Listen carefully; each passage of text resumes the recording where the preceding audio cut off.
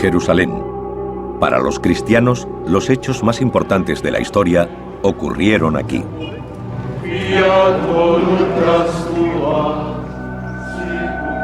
La Biblia dice que esta es la ciudad donde vivió Jesús sus últimos días y donde fue crucificado.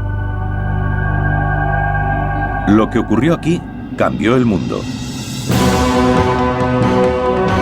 2000 años después, la ciudad también ha cambiado. Destruida y reconstruida más de 20 veces en otros tantos siglos. Solo quedan fragmentos, rastros y ruinas de la ciudad que conocería Jesús. Ahora, gracias a décadas de investigación, podemos revelar cómo habría sido con modelos gráficos en 3 dimensiones. Las calles y puertas por las que pudo caminar.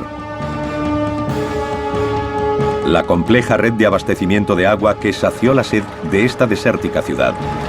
Las piscinas donde, según algunos, Jesús hizo milagros. El complejo del templo, el corazón de la ciudad y de la fe judía, donde Jesús enseñó y oró. Una extraordinaria obra de ingeniería arrasada casi al mismo tiempo que se terminó.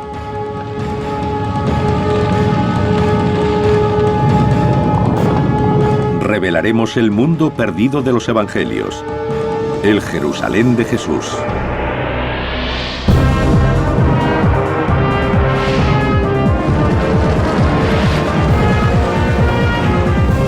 Mundos perdidos, el Jerusalén de Jesús.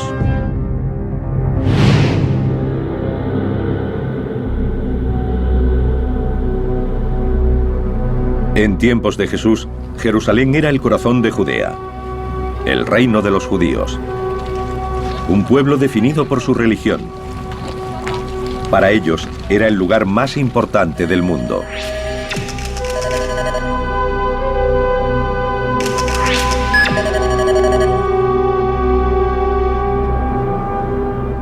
Los evangelios describen 3 ocasiones diferentes en las que Jesús vino a esta ciudad. 40 días después de su nacimiento, cuando sus padres lo llevaron para presentarlo en el templo. A los 12 años, cuando departió con los doctores, y la última semana de su vida. Entró triunfante en la ciudad y salió para morir en la cruz. En el siglo I, Jerusalén era el centro del mundo judaico. Había un fuerte contraste entre el lugar de donde provenía y el Jerusalén al que llega. Su hogar era Nazaret, un pequeño pueblo a 120 kilómetros al norte. Nazaret tenía fama de rudo y primitivo. Todo lo contrario a Jerusalén. Llegaba del campo a la ciudad. Cuando Jesús entró por primera vez en Jerusalén, debió quedarse sobrecogido por esa construcción enorme, en comparación con lo que había alrededor. Esta edificación es el monte del templo. Para los investigadores que intentan reconstruir el aspecto de la ciudad en el siglo I, supone un desafío singular. La mayor parte desapareció al ser destruido décadas después de la muerte de Jesús por el ejército romano. Y como es lugar sagrado para 3 de las grandes religiones del mundo, el judaísmo, el cristianismo y el islam, no se han permitido las excavaciones desde hace más de 150 años. Sin embargo, a través de un trabajo detectivesco y el estudio de documentos antiguos, ahora es posible reconstruir el monte del templo como Jesús lo conoció y descubrir los secretos de su construcción. Fue idea de Herodes el Grande, rey de Judea en la época del nacimiento de Jesús. Los logros de Herodes siempre se verán ensombrecidos por lo que de él se escribe en la Biblia. Ordenó la matanza de los recién nacidos, intentando acabar con Jesús. Herodes tiene muy mala fama en la historia, pero fue un hábil administrador y un constructor visionario. No solo por lo que hizo por agrandar el templo y el monte del templo, También construyó la extraordinaria fortaleza de Masada y el palacio de Herodes. Quería ser recordado. Quería ser Herodes el Grande. El mundo en el que vivió Jesús fue organizado por el que quiso matarlo. Hacia el año 15 a.C., Herodes había decidido construir un nuevo templo, mucho más grande que el que había. Triplicaría el tamaño del existente para cubrir una extensión equivalente a 25 campos de fútbol. Y lo rodearía de enormes murallas. Pero se enfrentó a dos grandes problemas. Primeramente, para el pensamiento judío solo había una localización posible para el templo. Habría que demoler la construcción existente y los sacerdotes no confiaban en él, no creían que pudiera terminar su obra. Para demostrar sus buenas intenciones, mandó extraer toda la piedra necesaria para el nuevo edificio antes de comenzar las obras. 1 millón de toneladas. De todos los rincones de la ciudad. Tardaron 8 años. El mayor desafío era que la cima del monte del templo terminaba en pico, no en meseta. Y era demasiado pequeña para los planes de Herodes. Pero dio con una solución sencilla, aunque ambiciosa. Agrandó la montaña. El monte del templo que Jesús conoció fue la mayor estructura hecha por el hombre sobre la tierra. El suelo de la plaza, que podría acoger a 250.000 personas, era un techo que cubría una red de cámaras.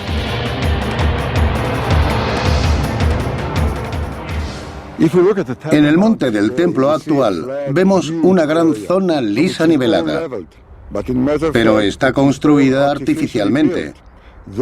Hay una montaña oculta en el centro. La montaña sería así, y lo que se añadió es suelo suspendido hasta aquí, sostenido por murallas en los extremos. ¿Cómo se suspende un suelo así? Con multitud de arcos y cámaras debajo. En el extremo suroeste del monte del templo hay 4 niveles de arcos que forman salas abovedadas. Cada arco mide 6 metros de ancho por 6 de alto. Esta técnica arquitectónica era bien conocida en la época de Herodes. Los romanos la usaron profusamente. La diferencia es que los hombres de Herodes no emplearon hormigón, sino piedra caliza local. El resultado fue una obra de ingeniería perfectamente ejecutada con 3 grandes ventajas. Era resistente, como para aguantar el peso de decenas de miles de peregrinos. Era duradera. Debía durar eternamente. 2000 años después, el mismo edificio sigue ahí, resistente e impresionante. Y era ligera. Si Herodes hubiera probado la otra alternativa, que consistía en colmatar este espacio, la carga sobre los muros habría resultado excesiva. Tendrían que haberlos hecho más gruesos o se habrían derrumbado. De todos modos, los muros que rodeaban el monte del templo eran enormes. Tenían 4,5 metros de grosor y 36 de altura. Estaban hechos de bloques de piedra labrados a mano.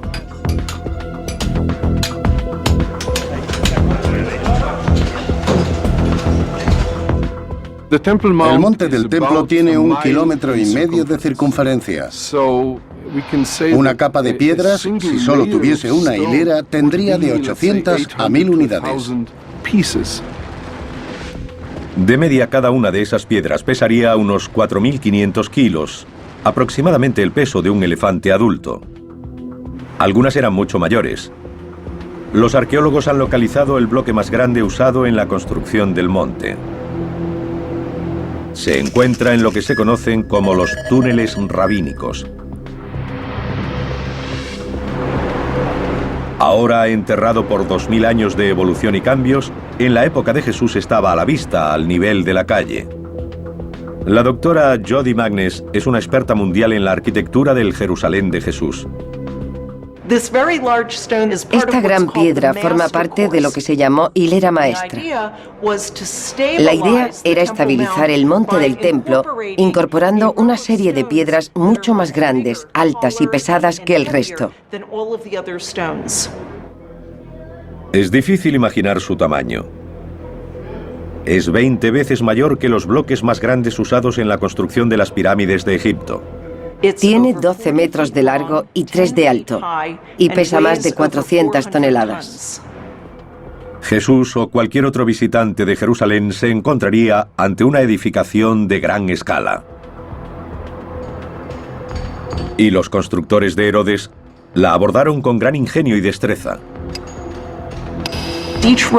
Cada hilera de piedras está ligeramente retrasada, ligeramente compensada con la de abajo. Esto da estabilidad a las partes más bajas de los muros, necesaria para llevar el peso arriba. Y eso crea, o debería decir, corrige una ilusión óptica. Si las piedras se hubieran dispuesto exactamente unas encima de otras, la construcción es tan monumental que habría parecido inclinarse hacia el exterior. Esto hace que parezca que el muro es recto. Los canteros fueron tan hábiles que el espacio entre las piedras es casi nulo.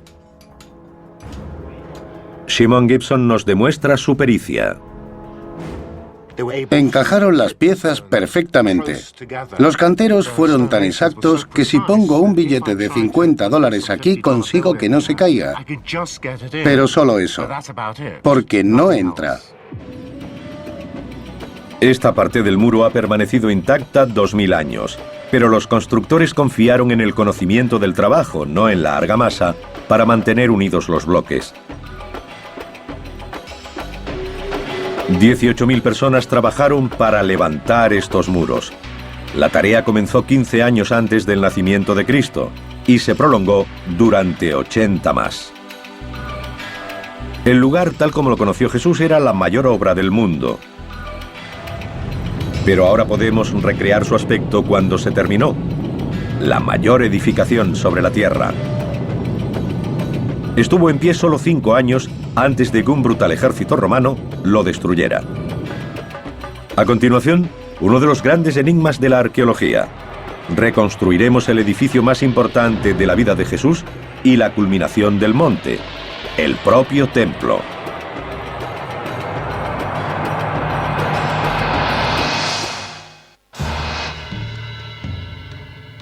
Según el Evangelio de San Marcos, Jesús señaló hacia el monte del templo de Jerusalén y dijo: ¿Veis estos grandes edificios? No quedará piedra sobre piedra que no sea derribada.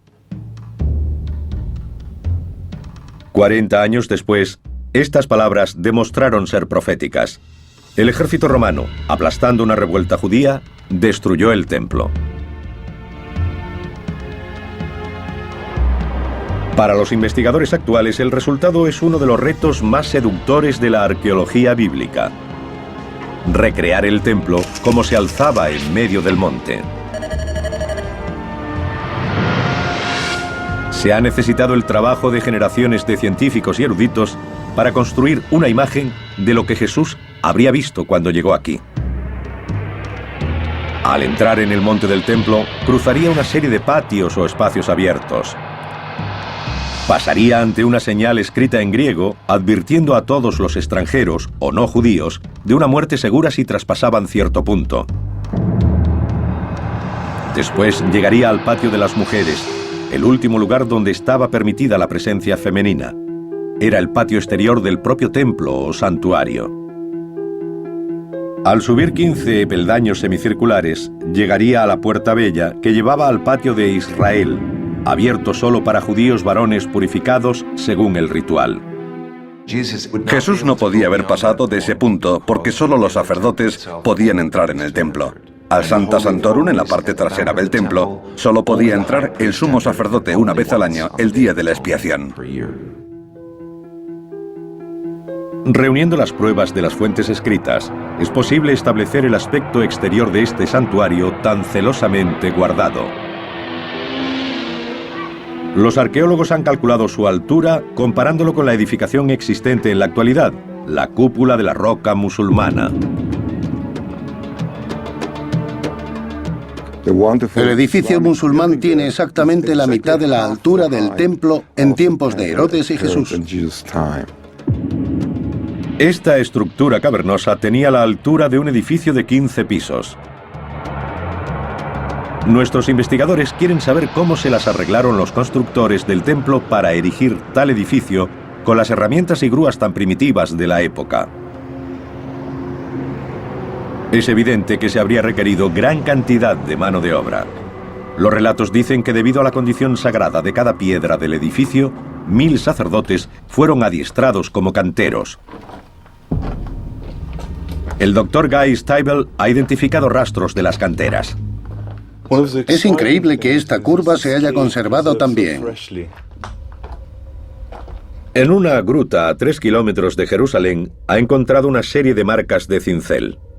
Tienen la misma forma que las piedras usadas para construir el monte del templo de Herodes. Aquí podemos ver una línea horizontal y aquí abajo otra vertical. Se ve el filo de cada una. Usaron picos para ir haciendo las hendiduras y barras para hacer palanca y arrancar la piedra de la cueva, de la pared de la cueva. Algunas de esas herramientas se siguen usando hoy. Pero en la época de Jesús, los trabajadores no disponían de camiones o excavadoras.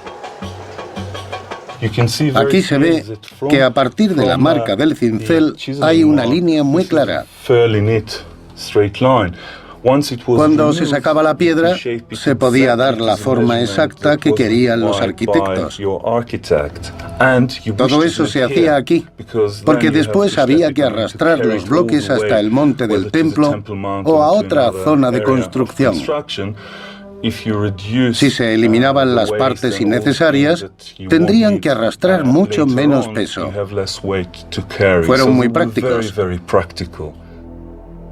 El transporte requirió de una combinación de fuerza bruta e innovadora ingeniería.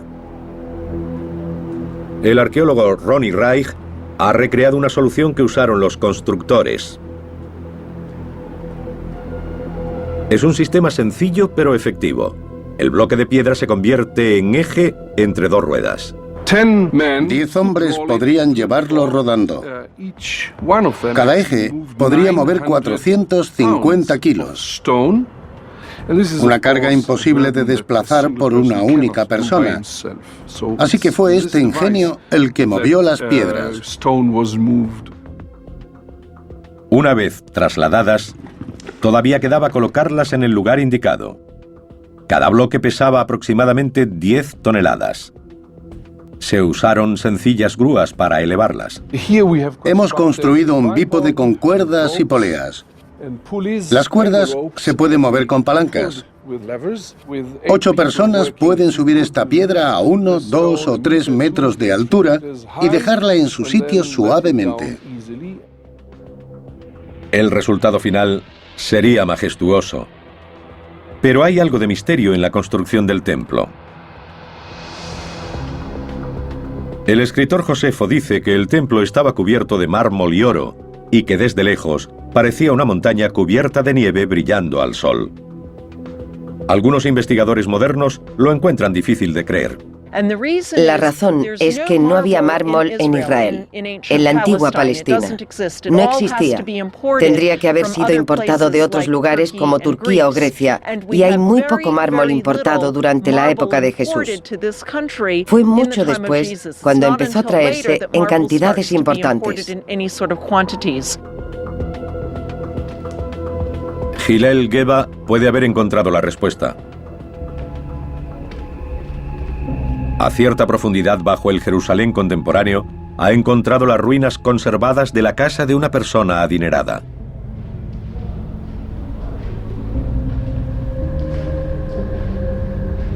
Los muros y techos están cubiertos de complejos dibujos. Y estos muestran que los constructores de Jerusalén trabajaron el yeso creando la ilusión de que era piedra. Este muro ha sido tallado para imitar los bloques que conformaron los muros del monte del templo. Esta es una imitación en escayola de la construcción de grandes bloques. Cada bloque tenía un marco. Está en blanco, sin decoración, pero hay otros ejemplos que la tienen. Parece posible que en la fachada del santuario se usara una ingeniosa técnica. En mi opinión, cuando nuestras fuentes describen el templo con mármol o cubierto de mármol, lo que realmente quieren decir es que el edificio estaba hecho de una brillante piedra blanca, o quizá de piedra cubierta de estuco brillante. Ahora podemos mostrar el templo como habría sido cuando vivió Jesús. El punto central de la ciudad, blanco y oro, con columnas de humo elevándose desde los altares de los sacrificios. El edificio fue un imán para creyentes de todo el Oriente Próximo. Cuando Jesús llegó a Jerusalén para su última Pascua, pudo haber más de 200.000 visitantes. Jerusalén tenía que acogerlos. Mientras los peregrinos se ocupaban de sus asuntos espirituales, la vida diaria de esta desértica ciudad estaba dictada por algo mucho más básico: la necesidad de agua.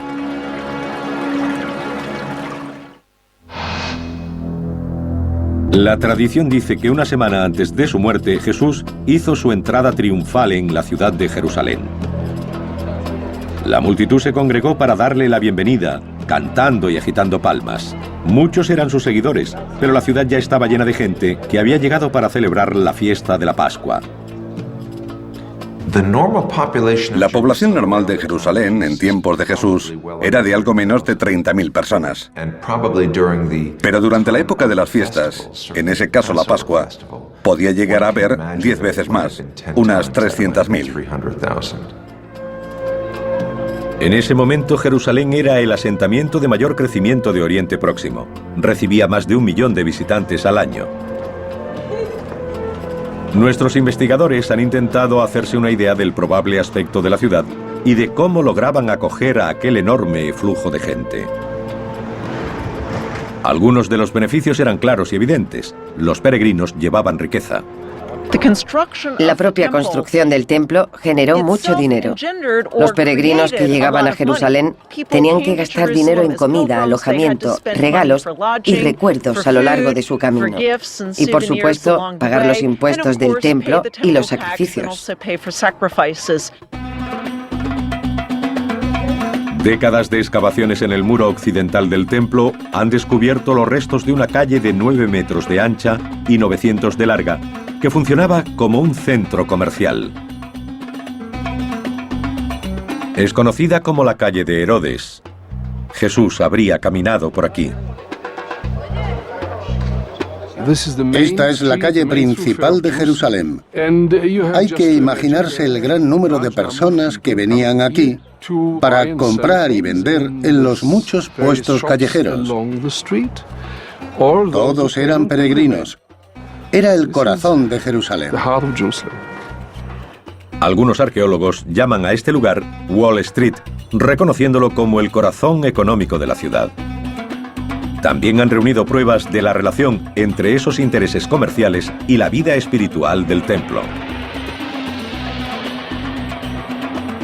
El examen de la muralla en el extremo meridional de la calle revela los restos de un arco. Es conocido como el Arco de Robinson. Con más de 15 metros de altura y una envergadura de al menos 12, sirvió como una de las principales entradas al complejo.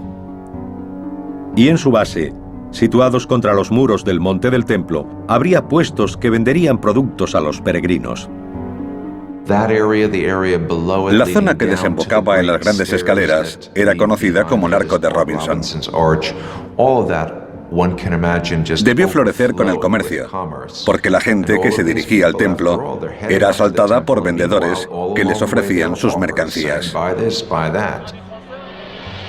Jesús debió encontrarse con una escena así cuando entró en el templo.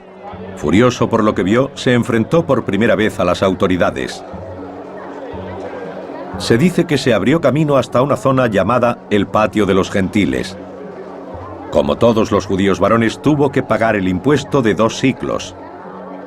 La moneda especial necesaria solo se podía comprar a los cambistas del complejo del templo. Tenían fama de corruptos. El cambio de moneda debía ser una actividad fraudulenta. Los cambistas se aprovechaban de la gente inocente de los pueblos que no estaba acostumbrada a la vida en la ciudad. Jesús debió ver cómo estafaban a aquella gente y eso le enfureció. Esta es la única ocasión en los evangelios en la que Jesús muestra ira. Para Jesús se habían rebasado los límites del templo y quiso echarlos. Tiró las mesas, destrozó los puestos y les dijo: ¿qué estáis haciendo? Habéis convertido la casa de mi padre en una cueva de ladrones.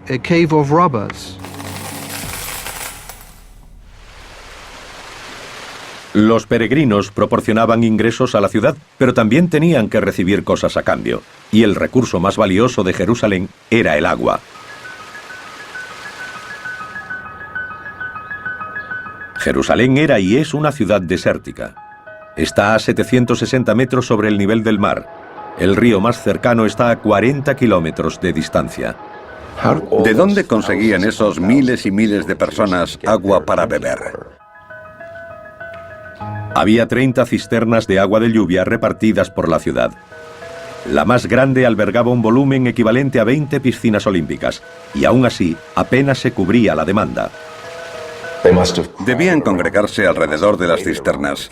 Esperaban su turno porque había poca agua y muchos peregrinos. La gente no solo necesitaba agua para uso doméstico. Necesitaban una cantidad enorme para las purificaciones. Tenían que estar puros para subir al templo y visitarlo.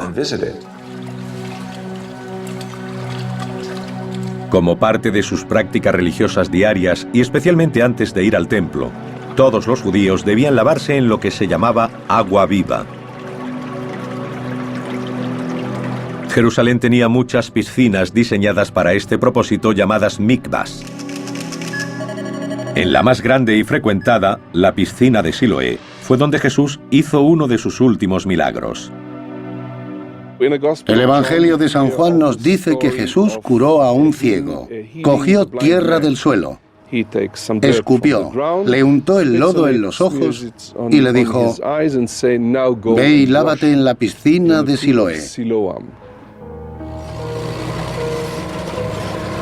Un descubrimiento fortuito durante unos trabajos de ingeniería en una tubería cercana llevó a Ronnie Reich a localizar el lugar exacto de la piscina y a comprender lo grande que era.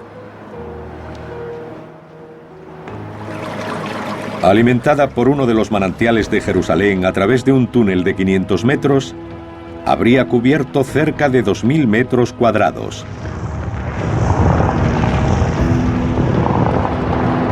Si Jesús curó a un ciego en esta piscina, la historia de este milagro pudo ser conocida por millares de personas y se extendería por toda la ciudad. Fue un desafío público a las autoridades de Jerusalén. A continuación veremos los lugares en los que habría ocurrido el enfrentamiento final.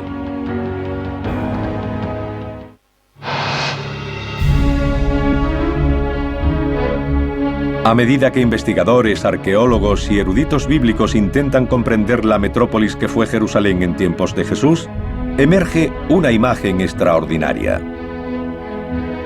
Esta es una ciudad desértica obsesionada con el agua, donde los asuntos espirituales rigen todos los aspectos de la vida diaria, donde la ingeniería práctica e innovadora se da la mano con el misticismo, donde en las festividades religiosas la multitud se congrega en puntos claves de la ciudad. Shimon Gibson ha formado parte del equipo que intenta desentrañar y recrear el lugar más intrigante, la piscina de Betesda. Situada al norte del templo, fue el lugar donde, según el Evangelio de San Juan, Jesús le dijo a un paralítico: levántate y anda. Los arqueólogos han excavado hasta los 12 metros de profundidad a través de 2000 años de escombros. para desenterrar el lugar tal como debió verlo Jesús. Lo más fascinante es que incluso antes de que él llegara aquí, se decía que esta piscina tenía poderes curativos. Cuando Jesús llegó a la piscina de Betesda, había una cola de ancianos, tullidos y ciegos. Todos esperaban su turno para entrar. El hombre al que curó Jesús llevaba mucho esperando la oportunidad de bañarse en sus aguas. Y lo que ha descubierto Shimon Gibson encaja en la historia. Los escalones de la época de Jesús están muy bien conservados. Como pueden ver, hay una serie de escalones con un descansillo entre cada tramo. Esos rellanos encajan bien con la historia del Evangelio de San Juan, que dice que los enfermos se metían en la piscina y Jesús hacía los milagros. Los enfermos eran llevados a descansar en los rellanos de los escalones y a bañarse en sus aguas, porque hacían burbujas y se volvían rojas como sangre. Shimon Gibson investiga el sistema oculto de túneles y pozos que regularon el paso del agua a la piscina de Betesda.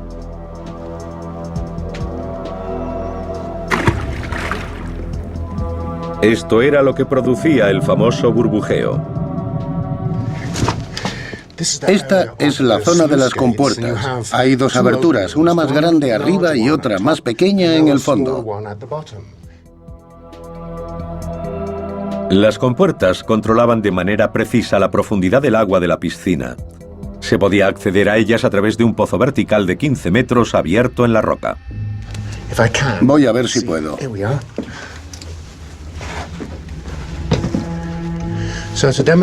Estoy subiendo por aquí para demostrar cómo lo hizo la gente de aquella época. Aproximadamente por aquí habría un sistema de poleas que habrían usado para subir la compuerta. Un duro trabajo, pero fue un sistema ingenioso. Shimon también ha encontrado una explicación a la aparente presencia de sangre en el agua. En esta roca se ve una fisura y en ella hay tierra rojiza. Dentro del muro del túnel cortado entre las dos piscinas es incluso más roja. Cuando el agua pasaba hacia la piscina septentrional, los que se metían para purificarse pensarían que era sangre lo que salía del agua. Al mismo tiempo, el monte del templo rebosaba con sangre de verdad, porque cuando un peregrino ya estaba purificado, su siguiente obligación era ofrecer el sacrificio de un animal. En momentos de grandes celebraciones como la Pascua, que llevó a Jesús a la ciudad en los últimos días de su vida, se mataban gran cantidad de animales a la hora. Era un sacrificio a escala casi industrial. En Pascua se sacrificaban varios miles de corderos en un solo día. Este es el entorno de los últimos días de Jesús. Tenemos una imagen clara de cómo era Jerusalén en la época en la que fue detenido, juzgado y condenado. Pero muchos quieren saber aún más. Situar los lugares donde ocurrieron los hechos. No solo son historiadores y arqueólogos. Todos los años, cientos de miles de peregrinos llegan a la ciudad con la esperanza de caminar por donde lo hizo Jesús. Pero en 2000 años de reconstrucciones y cambios, la ciudad ha crecido y también las historias. Se ha hecho difícil separar la realidad del mito. Un claro ejemplo es el lugar donde Jesús hizo su última cena. Desde entonces, el modo en que partió el pan dio lugar a la comunión en las misas cristianas. Y por eso viene tanta gente a esta sala, la Senecal o habitación superior en el monte Sión, porque muchos creen que ocurrió aquí.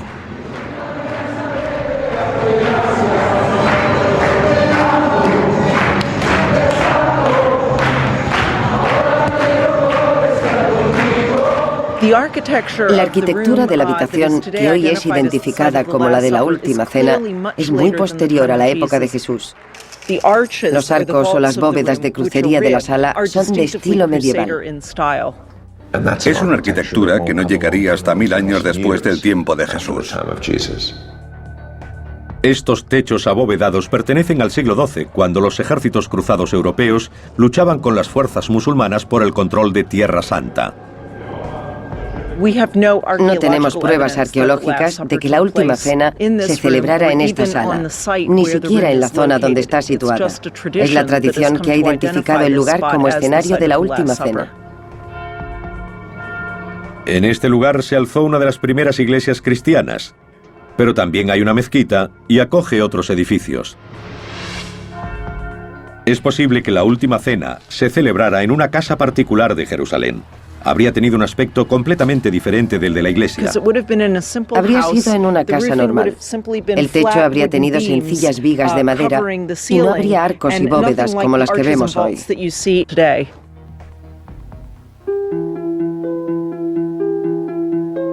Los evangelios dicen que después de la última cena, Jesús se marchó con 3 de sus discípulos al huerto de Getsemaní. De nuevo, es difícil determinar la situación exacta, pero está claro que fue al pie de lo que hoy se conoce como Monte de los Olivos. Getsemaní significa molino de aceite. El huerto de Getsemaní parece ser un pequeño recinto situado en la parte superior de lo que conocemos como Monte de los Olivos, al noreste del templo, al noreste de la ciudad. Parece ser el lugar donde Jesús subió a orar la noche anterior a ser detenido. Tras una noche de oración, fue apresado por hombres que actuaban en nombre de las autoridades del templo. Jesús fue prendido en el huerto de Getsemaní antes del amanecer, en la hora más oscura antes del amanecer. La pregunta es, ¿dónde fue llevado? Este es el gran desafío de los investigadores: trazar la secuencia de los hechos conocidos como la Pasión de Cristo. 2000 años después intentarán reconstruir los pasos que llevaron a Jesús hasta su crucifixión.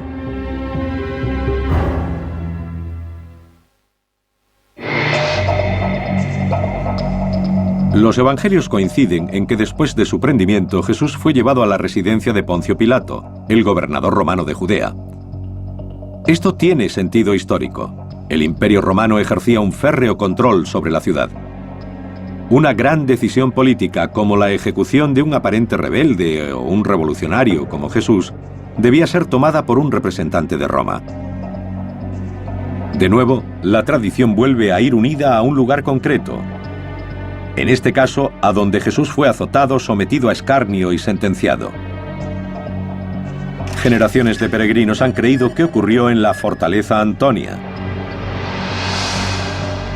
Era el cuartel general de la guarnición romana destacada en Jerusalén. Ahora queda poco de ella, pero los investigadores han logrado reconstruirla a partir de textos antiguos.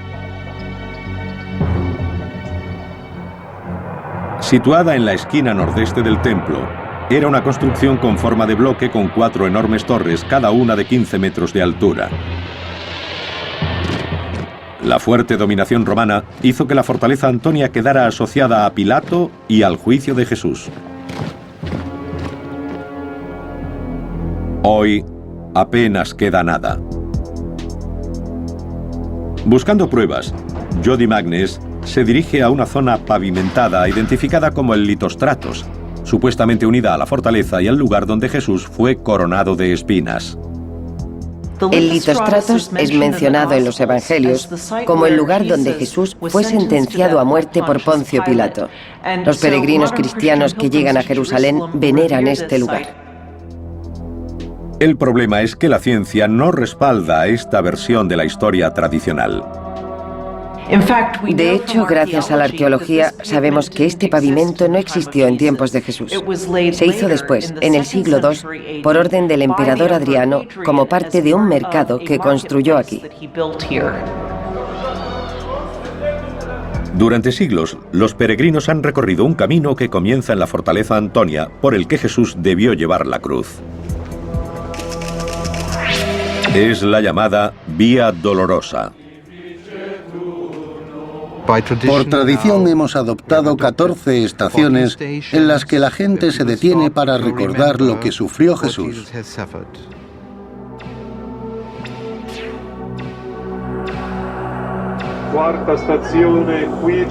Pero apenas hay pruebas de que este sea el camino correcto.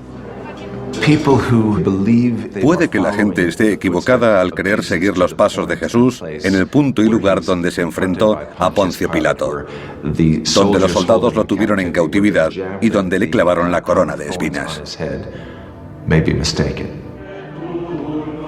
La afirmación de que este es el camino que siguió Jesús está basada en una idea errónea, que la residencia de Pilato y el cuartel general de las tropas eran el mismo lugar. Los datos recientes sugieren que Pilato probablemente vivió en otro edificio, un palacio construido por Herodes. Ahora sabemos que, en contra de la tradición medieval, el juicio de Jesús se habría celebrado en el viejo palacio de Herodes el Grande, el Praetorium, donde estaría alojado el gobernador Poncio Pilato. No se han encontrado rastros de este palacio, pero sabemos que estuvo situado al suroeste del templo. Y si esta fuera la residencia de Pilato y Jesús fue llevado hasta allí, entonces no habría seguido la vía dolorosa.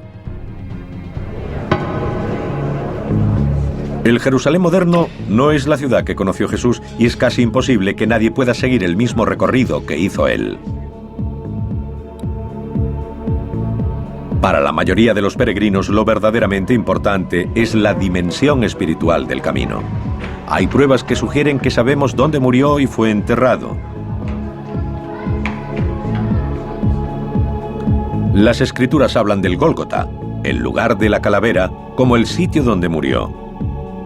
Hoy, como han hecho durante 1500 años, los creyentes dicen que ese lugar estuvo aquí, donde se alza la iglesia del Santo Sepulcro, en el centro de Jerusalén.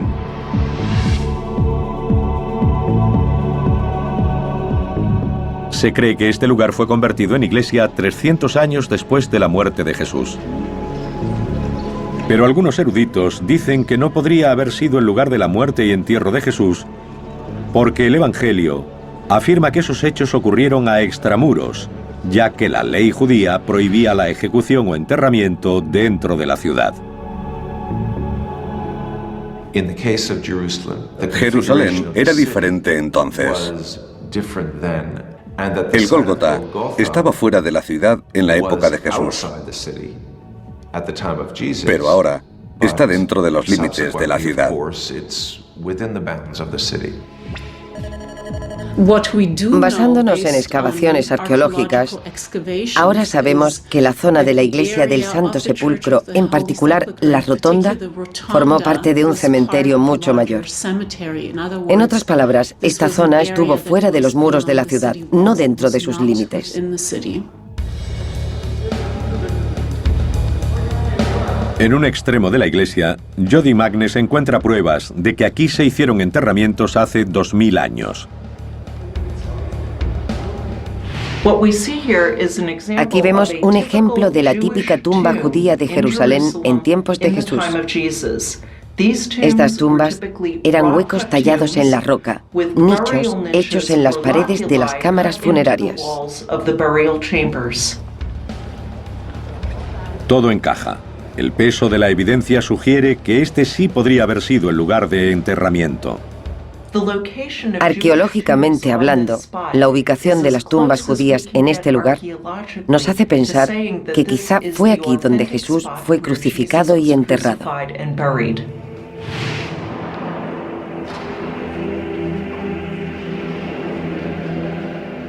Jerusalén es una ciudad extraordinaria y podemos recrear una detallada imagen de cómo fue hace 2000 años. Hemos sido capaces de reconstruir el siglo I de Jerusalén física y espiritualmente. Algunos restos hemos tenido que excavarlos porque estaban ocultos bajo el suelo, pero otros siguen ahí, formando parte importante de la ciudad de Jerusalén.